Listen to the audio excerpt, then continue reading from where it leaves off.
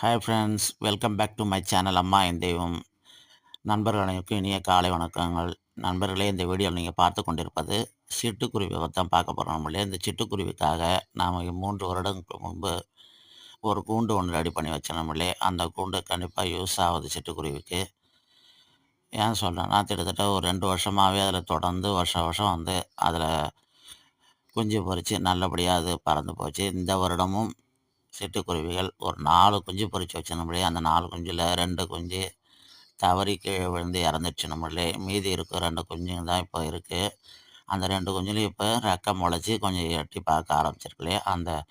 இந்த குருவியும் எங்கே இறந்து போயிடும்னு சொல்லிட்டு அந்த தாயும் செய்யும் வந்து எப்படி வந்து அந்த குருவியை காப்பாற்றி பாருங்களேன். பார்க்கவே ரொம்ப நெகிழ்ச்சியாக இருந்தது.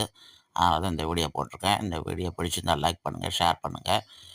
உங்கள் கருத்துக்களை கமெண்ட் பாக்ஸில் பதிவு பண்ணுங்கள். நம்ம புதிதாக பார்க்கணும் நம்ம சேனலை சப்ஸ்கிரைப் செய்து கொண்டு பெல் பட்டனை அழுத்திங்க நம்மளே. நன்றி.